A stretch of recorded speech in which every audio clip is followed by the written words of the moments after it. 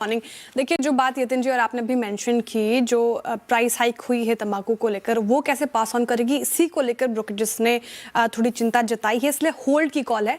और target price हालांकि अच्छा बढ़ाया है, 400 रुपये प्रति शेयर का टारगेट प्राइस है, यानी कि 25% का अपसाइड तो नजर आ रहा है आईटीसी में।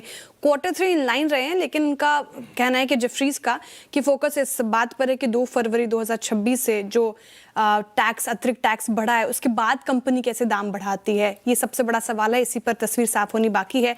सिगरेट की वॉल्यूम ग्रोथ करीब 7% रही है, और क्योंकि महंगे तंबाकू की वजह से एबिटा मार्जिन पर दबाव पड़ा है।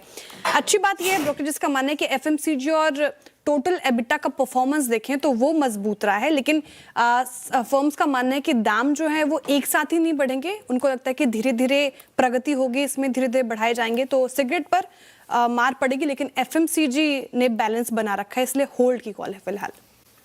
को लेकर थोड़ा कॉशियस हैं ब्रोकरेजेस, वही डाबर को पसंद कर रहे हैं। अब कोलगेट पर होल्ड की कॉल आ गई है, हालांकि टारगेट प्राइस ठीक है 2350 है, 11% का अपसाइड नजर आ रहा है। लेकिन उनका मानना है कि Q3 जो नतीजे हैं थोड़े निराशाजनक रहे हैं। सेल सिर्फ 1.5% के करीब करीब बढ़ी है, एबिटा इनफैक्ट गिरा है 2.75% के करीब, और खर्चे जो हैं लगातार बढ़ रहे हैं।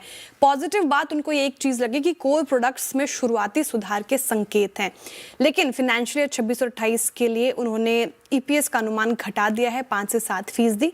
नीचे से संभलने के संकेत हैं, लेकिन खर्च पर कंट्रोल नहीं है, ऐसा ब्रोकरेजेस का मानना है। वही डाबर को लेकर काफ़ी पॉजिटिव है, बाई की कॉल आ गई है और 610 के टारगेट प्राइस आए हैं, तो अच्छे खासे अपसाइड के साथ देख रहे हैं डाबर को। नतीजे अनुमान के मुताबिक ही रहे हैं, और वॉल्यूम ग्रोथ करीब 3% रही है, और उनका मानना है कि पर्सनल केयर ने अच्छा ग्रो किया है। हेल्थ केयर और फूड एंड बेवरेजेस देखें आप तो थोड़े कमज़ोर रहे हैं, लेकिन जीएसटी ट्रांजिशन की दिक्कतें दिसंबर में ठीक हो गई है, और फिनेंशियल 27 से डिमांड जो है वो और धीरे धीरे बढ़ेंगी, तो डाबर का जो आउटलुक है वो पॉजिटिव नजर आ रहा है ब्रोकरेजेस को। तो करूं नहीं करूं, तेजी कर सकते हैं, यही कह रहे हैं ब्रोकरेजेस, और काफ़ी पॉजिटिव साउंड कर रहे हैं। सही बात कही आपने, काफ़ी करेक्ट हो गया है और 10,880 के करीब करीब अभी ट्रेड कर रहा है।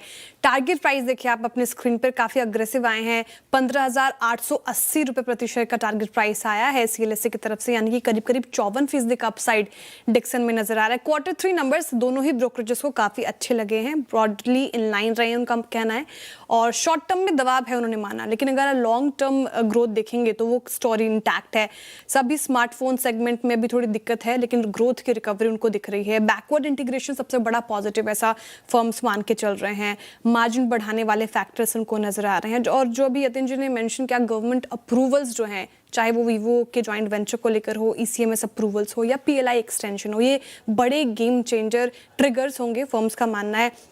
और इसी से री रेटिंग की जो कहानी है वो आगे नजर आती है। जैसे जैसे अप्रूवल्स आएंगे वैसे वैसे कंपनी एग्जीक्यूट करेगी, तो यहाँ पर एक पॉजिटिविटी देखने को मिलेगी, लेकिन नियर टर्म चैलेंजेस हैं। लेकिन अप्रूवल के बाद अगर आप देखें तो ग्रोथ स्टोरी अच्छी होगी, इसलिए कह रहे हैं कि डिक्सन टेक पर इन लेवल्स पे आप खरीदारी कर सकते हैं। ये है डिक्सन टेक्नोलॉजी।